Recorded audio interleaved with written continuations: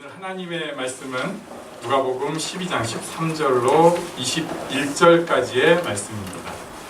저와 한 절씩 교도가시고 마지막 절은 같이 읽겠습니다. 우리 중에 한 사람이 이르되 선생님 내 형을 명하여 유산을 나와 나누게 하소서 하니 이르시되 이 사람아 그와 나를 너희의 재판장이나 물건 나누는 자로 세우느냐 하시고 그들에게 이르시되 상과 모든 탐심을 물리치라 사람의 생명이 그 소유에 넉넉한 데 있지 아니하니라 하시고 또 이유로 그들에게 말하여 이르시되 한 형제가 그 밭에 소출이 풍성하되 심중에 생각하여 이르되 내가 곡식 쌓아둘 것이 없으니 어찌할까 하고 또 이르되 내가 이렇게 하리라 내 곳간을 헐고 또 크게 짓고 내 모든 곡식을 주며 그 돈을 쌓아두리라. 또 내가 내 영혼에게 이르되 영혼아 여러 해 쓸 물건을 많이 쌓아두었으니 평안히 쉬고 먹고 마시고 즐거워하자 하리라 하되 하나님은 이르시되 어리석은 자여 오늘 밤에 내 영혼을 쫓으리니 그러면 내 준비한 것이 누구의 것이 되겠냐 하셨으니 이렇게 있습니다. 자기를 위하여 재물을 쌓아두고 하나님께 대하여 부여하지 못한 자가 이와 같으니라. 아멘. 오늘 예수님 앞에 예수님을 만나서 예수님 앞에 질문을 던진 한 사람이 나옵니다. 13절에 보니까요. 우리 중에 한 사람이 이르되 선생님 내 형을 명하여 유산을 나와 나누게 하소서라고 질문을 합니다. 12장 앞에 보면은 사람이 밟을 만큼 무리들이 있는데 그 와중에 너무 뜬금없는 질문을 합니다. 그러니까 어떤 주석학자는 이런 얘기를 하더라고요. 그 누가의 이건 기법이다. 뭐냐면 뜬금없는 얘기를 하면서 장면이 바뀌었다. 지금은 그 사람들과 그 막 무리가 서로 밟히듯 하면서 그 가운데 예수님께서 얘기하시는 그 장면이 아니라 장면이 바뀐 것이다 얘기를 하는데 그분이 유산 싸움에 대해서 아직 본 적이 없어서 그런 것 같습니다. 유산은요, 제가 전에 한번 들었던 정확한 건 아닌데 아무튼 유산 앞에 모두가 늑대가 된다든가 뭐 이리가 된다든가 이런 얘기를 듣고 그렇구나. 우리가 이렇게 전혀 아닐 때는 저 왜 저래? 라고 하는데 그 유산이라고 하는 올무에 들어가면 그때부터 다 이성을 잃는 것 같아요. 왜 그러는지 혹시 이 중에도 나중에 유산 앞에 1위가 돼 있는 자기를 발견하면 빨리 포기하십시오. 우리 이성적일 때는 할 수 있어요. 지금은 포기할 수가 있는데 그 순간에는 다들 정신이 나가더라고요. 심지어 제가 아는 목사님도 그랬습니다. 그리고 그분은 더 창피하게 당당히 쟁취했습니다. 그래가지고 목사님이 빌딩도 있고 땅도 있고 이렇게 하는데 그게 덕이 될까요? 전혀 안 됩니다. 이 사람은 무리가 뭐 밟힐 정도로 있거나 말거나 지금 자기 앞에 당면한 제일 큰 문제, 유산 문제로 이 양반이야말로 영적인 권위도 있고 지혜가 있으니까 내가 이 사람한테 바로 지금 질문을 던져야겠다 이렇게 한 거예요. 그러니까 예수님께서 그때 딱 대답하신 게 14절입니다. 이르시되 이 사람아 누가 나를 너희의 재판장이냐 물건 나누는 자로 세웠느냐. 이것은 거절하신 거예요. 답변을 거절하신 거예요. 예수님 보통은 웬만하면 답변을 해주십니다. 이렇게 미련하게 질문을 해도 그 눈높이에 맞춰서 뭐 살짝 걸쳐서라도 꾸짖으면서라도 답변을 해주시죠. 아니면 뭐 율법에 뭐라 쓰였느냐 이렇게라도 해주시는데 그게 아니라 야 내가 재판장이야? 내가 물건 나누는 자야? 뭐 하자는 거야? 뭐 거의 완전히 거절을 해버리셨어요. 그리고 나서 15절 말씀에 상과 모든 탐심을 물리치라 사람의 생명이 그 소유에 넉넉한 데 있지 아니하니라 하시고 그리고 나서 16절에 우리가 잘 아는 비유를 말씀하고 계십니다. 16절부터 그 비유가 나오는데요. 한 부자가 그 밭에 소출이 풍성합니다. 그 밭에 소출이 풍성하다는 것은 실제로 밭에 소출이 풍성하다는 뜻도 되겠지만 굉장히 풍성하게 하나님의 축복을 받았다는 관용어구기도 합니다. 그러니까 그 밭에 소출이 풍성함의 이것은 그때 사람들이 들을 때는 하나님이 물질적으로 축복을 많이 부어주셨구나. 이 사람은 진짜 복받은 사람이구나. 이런 얘기예요. 그냥 밭에 소출만 풍성한 것이 아니라. 근데 이 사람이 이제 17절에 보니까 심중에 생각합니다. 마음속으로 생각을 합니다. 야, 내가 이거 밭에 소출이 너무 풍성해서 곡식 쌓아둘 것이 없으니 어떡할까? 아, 이래야겠다. 이제 머릿속으로 생각을 하는 거죠. 곡간을 헐고 더 크게 지어가지고 그래서 거기에다가 곡식 물건을 다 쌓아놔야겠다. 그리고 그 다음에 이렇게 물건과 곡식을 잘 쌓아놓고 나면 야, 내가 이제 아주 그냥 평안하겠구나. 그래서 그것을 내 영혼아. 이것은 이제 자기 본질에 대한 얘기예요. 내가 이제 평안히 쉬고 먹고 마시고 즐거워하자. 그때 여기까지는 문제가 없어 보이는데 귀에 들리는 음성이 20절입니다. 우리 한번 20절을 같이 읽겠습니다. 시작. 하나님은 이르시되 어리석은 자여 오늘 밤에 내 영혼을 도로 찾으리니 그러면 내 중요한 것이 누구의 것이 되겠느냐 하셨으니. 첫 번째는 어리석은 자요. 그 다음에 오늘 밤에 내 영혼을 도로 찾겠다. 그럼 네 준비한 것이 누구의 것이 되겠느냐. 먼저는 어리석은 자여라고 말씀하셨습니다. 이 사람은 사실 성공한 사람이에요. 남 보기 좋은 사람이에요. 넉넉한 삶입니다. 사람들 보기에 딱 복받은 삶으로 보여집니다. 교회 와도 누구나 다 인정할 만한 사람입니다. 괜찮은 거예요. 우리 한번 옆 사람을 둘러보시죠. 괜찮아 보이세요?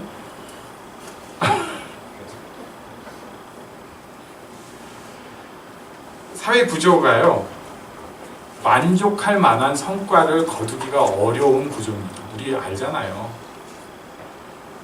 모두가 잘 살고 행복한 삶을 산다는 것은 정치인들이 아무리 얘기를 해도 솔깃할 수 없습니다. 지금 대통령이 굉장히 애쓰고 잘하시지만 그분이 우리를 그렇게 만들 수는 없어요. 게다가 우리의 신보에 가장 큰 문제가 있는데 모두가 잘 살면 굉장히 더 행복할 것으로 생각을 했어요. 제가 요즘도 중고등부 아이들이랑 성경 공부하고 얘기할 때 또 이런 얘기를 합니다. 야, 고깃국, 그러니까 정확하게는 소고깃국이 있잖아. 그럼 거기에는 흰 쌀밥이 이렇게 들어가야 돼. 그래서 그걸 말아야 돼, 그걸. 그리고 그걸 이렇게 딱 뜨끈하게 먹는 그 기름진 맛, 이게 소원이었어. 저 60이 넘거나 80이 이런 사람 절대 아니고요. 제가 어렸을 때의 느낌도 그래요. 친구 집에 갔는데 만약에 소고기국에 쌀밥을 이렇게 딱 해가지고 주면 내가 나한테 왜 이런 걸 해주실까? 뭐 이런 느낌이었어요. 그러니까 굉장히 다들 어렵게 살 때 만약에 그때 지금 여기에 있는 대부분의 사람들의 경제적인 수준을 그 사람들이 그 우리의 지금 이제 할머니 할아버지들이 본다면 진짜 잘 산다 이렇게 생각하실 거예요. 그런데 여기에 있는 우리의 대부분은 내가 진짜 잘 산다 이런 생각 안 합니다. 왜냐면요, 부는 상대적인 것 때문에 그렇습니다. 남보다 잘 살아야 돼요. 그래서 우리가 잘 살아봤자 남보다 더 잘 살지 않으면 이 부자가 누리는 것 같은 행복감 누릴 수가 없어요. 남보다 잘 살아야지 부자가 누리는 행복감을 누릴 수가 있는데 이 부자는 그것을 누린 사람입니다. 그리고 아마도 이 부자에게도 해당이 되는 건데 우리가 또 나이가 들면 돈은 벌어가는데 외모는 떨어집니다. 배가 나오고요. 머리가 빠집니다. 피부가 망가집니다. 아주 관리를 잘 해봤자 거기서 거듭니다. 제가 요새 몇 번 충격적인 일을 겪었는데요. 저번에 목이 팍 쉬었을 때 어디다가 전화했을 때는 그 아버님 이 소리를 들었어요. 목이 쉬어서 그랬어요. 그랬는데 어제는 제가 단영이 어린이집에 그 부모 무슨 뭐 초청 뭐 교실인가 그걸 하는데 딱 들어가서 현관문 열고 이제 떨리는 마음으로 자전거 타고 가서 애랑 들어가고 있는데 단영이 친구인 어떤 놈이 너 할아버지랑 왔구나. 그놈의 자식. 제가 누군지 잊어버려서 그렇지. 이러면 내 영혼아 편히 쉬자 이런 얘기 못 하는 거예요. 인생의 실패자처럼 느껴집니다.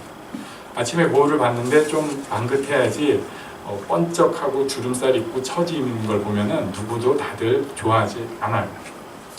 그런데 이 부자는 어떤 면에서 그게 다 챙겨진 사람이에요. 그런데도 불구하고 하나님께서 그 부자에게 딱 하시는 말씀이 어리석은 자야.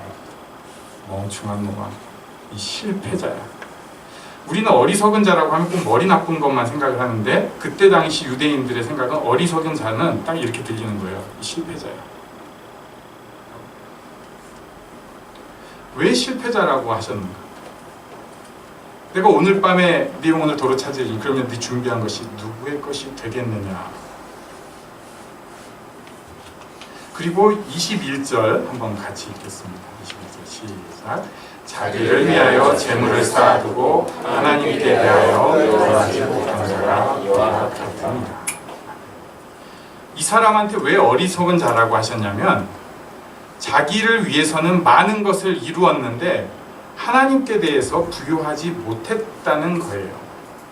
그래서 이 본문을 조금 제가 이제 좀 요즘식으로 말을 바꾸면요, 예수님께서 말씀하신 탐욕은 부와 물질에 대해서 어떤 과도한 욕구를 갖는 것을 말씀하시지 않아요. 우리는 그렇게 생각합니다. 탐욕, 과도한 욕구, 남보다 더한 욕구. 그런데 예수님은 탐욕을 뭐라고 말씀하셨냐면 21절에 보니까 자기를 위하여 그리고 하나님께 대하여. 무슨 뜻이냐면 탐욕은 우선순위의 문제예요. 우선순위가 아무리 내가 별로 욕심이 없는 것 같아도 나 잘 먹고 살겠다. 나를 위해 재물을 쌓아두겠다. 내가 행복한 것이 최고다. 여기서 그치는 사람이라면 탐욕스러운 사람. 오늘날은 탐욕스러운 사람을 조장하는 사람입니다. 너 그거 잘해야 돼. 예수님의 관점은 하나님에 대해서 부유한 마음이 없다면, 하나님을 위해서 추구하는 마음이 없다면 탐욕이라고 표현을 하시는 거예요. 그래서 15절에 보면은 이런 말씀을 하시는 거예요. 삼가 모든 탐심을 물리치라. 삼가 모든 탐심을 물리치라. 굉장히 어려운 말씀으로 보여집니다. 이건 바꿔서 얘기하면요, 우선순위에 있어서 나만을 생각하는 탐심을 빨리 물리쳐라. 그것은 너를 무너뜨린다. 너를 가장 가난하게 만든다. 너를 고통스럽게 만든다는 거예요. 자, 그런데 여기 문제가 이제 또 생기기 시작합니다. 우리가 지금 제가 이렇게 말씀을 증거하지만 어떤 사람은 아이고 그건 나랑은 좀 멀다 라고 생각을 하지만 조금 은혜를 받고 하나님에 대해서 한번 어떤 터치가 있는 사람은 이 말씀에 대해서 긍정해요. 맞아. 그런데 그런 마음이 있었는데 어느 날 그 마음이 없어진 거죠. 어느 날 그 마음이 행복하고 누리고 감사하고 기뻐하는 그런 마음이 사라지고 어느새 아등바등 아휴 어쨌든 내 먹을 건 챙기고 가야 돼. 어쨌든 나는 잘 살고 가야 돼. 각도가 나로 또 들어오기 시작하는 거예요. 시험에 든 것입니다. 여러 가지 원인이 있어요. 너무 일을 열심히 해도 시험에 들 수 있습니다. 워커홀릭이라고 해요. 교회에서 정말 충성을 다하시는 분들 조심해야 하는데 워커홀릭이다. 주일날 예배가 다 끝나고 나서 모든 일까지, 행정적인 일까지 끝나고 나면 그 다음에는 집에 가갖고 은혜 안에 있는 것이 아니라 이제 딴짓 좀 해야겠다. 가정을 사랑하고 가정을 잘하고 싶은 어떤 부담감이 너무 크다 보니까 이제 처음 결혼하면 그런 일들이 생겨요. 내가 진짜 잘하고 싶으니까 오히려 그 부담감이 나를 잡아먹기 시작해서 분명히 하나님 우선순위로 살아가는 게 우리 가정이 가장 행복하다는 것을 고백하고 그렇게 생각돼 있었는데 어느새 뒤집어져 버린 거예요. 그 부담감에 내가 침몰이 되기 시작하니까 어쨌든 좀 내가 좀 쓸 게 있어야 되고 내가 좀 드러나야 되고 내가 좀 보기가 좋아야겠어. 이 부자는 이런 일들 가운데에서도 성공한 아주 특이한 경우의 사람이고 우리들 대부분은 그러면서 실패의 경험을 맛보게 됩니다.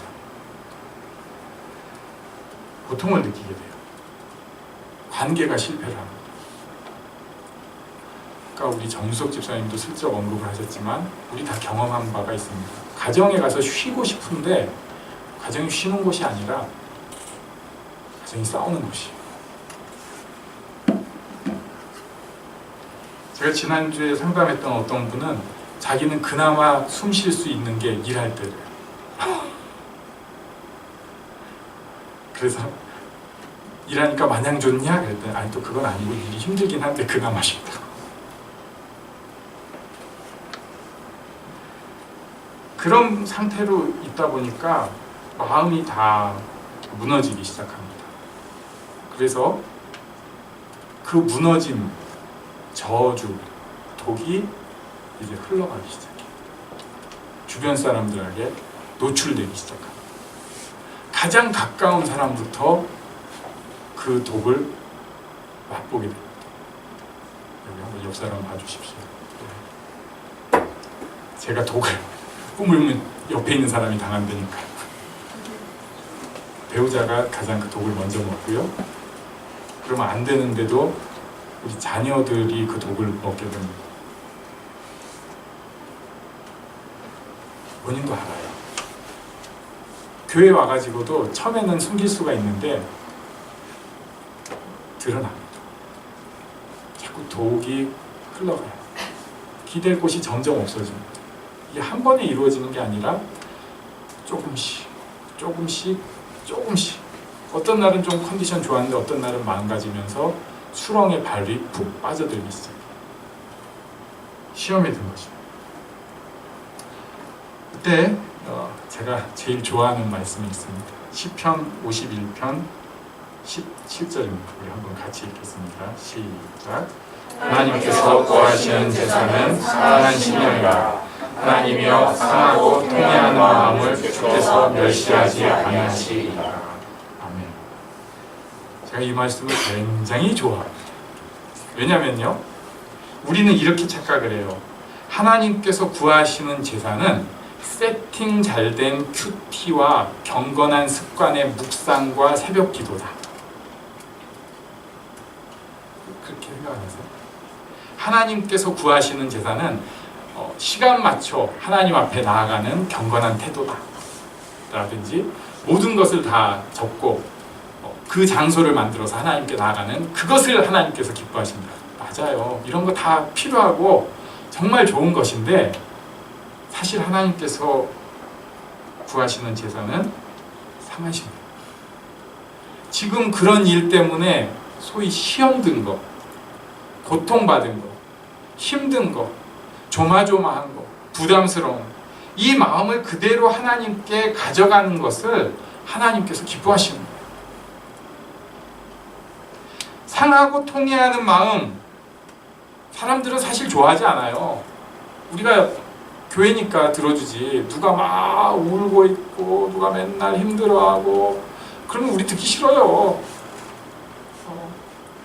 좀 이따 점심 먹어야 되는데 왜 소화한데 왜 그러고 있냐. 집에서도 막 힘들어하면 처음에는 누구야 안타까워하는데 아이고 저 때문에 우리 집안이 분위기가 왜 이래. 사실 이런 마음이 든다고. 그런데 하나님께서는 상하고 통해하는 마음을 멸시하지 않으십니다. 있는 대로 받아주실 거예요. 시험이 있으면요, 시험이라는 것을 빨리 인식하고 그것을 하나님 앞에 드려야 돼요. 그렇게 나아가야.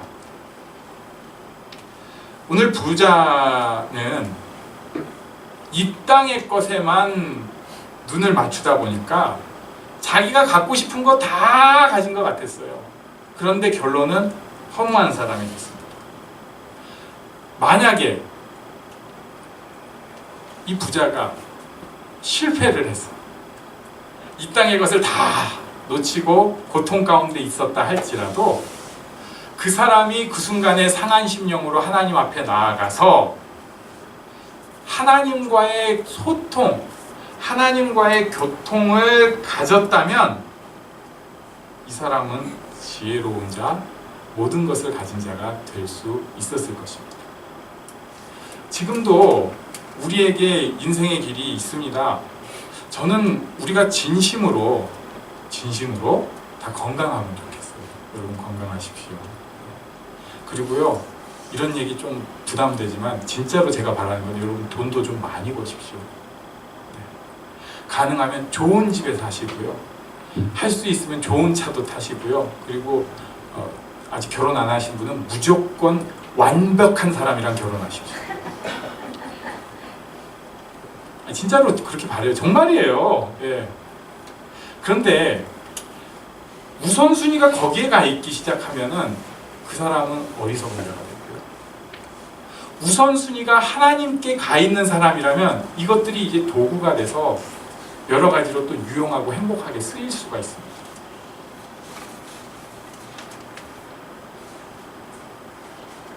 가장 갖고 싶은 것 한 가지를 물어본다면 저는 하나님과의 교통입니다. 이것이 지혜로운 자의 답변입니다.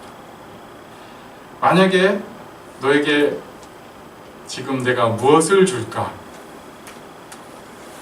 하나님께서 나타나서 물어보시면 저는 하나님과의 교통을 원합니다. 저는 하나님의 말씀을 듣기를 원합니다. 이렇게 안 하고 솔직한 우리의 심정이 전 지금 3억이 필요합니다. 전 그 정도 아니고요. 5천만 원만 있으면 급한 불 끌 수 있습니다.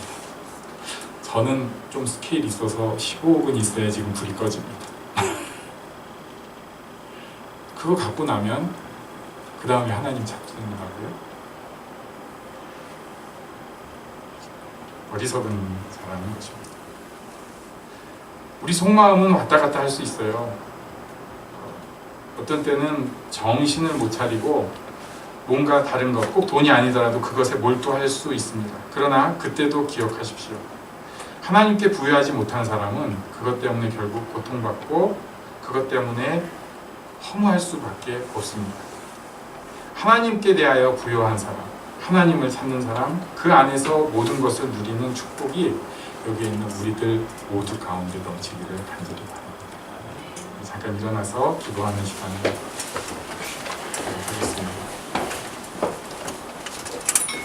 하나님께서 우리 기도를 들어주십니다. 이 시간에도 우리가 우리의 부족함, 또 물질적인 육적인 부족함을 놓고 기도합니다. 기도 지금 합니다. 그런데 그 모든 것을 이루시는 하나님과의 소통이 가장 소중하고 귀하다는 고백하에 이 기도를 하기를 원합니다. 함께 기도하는 시간 갖도록 하겠습니다.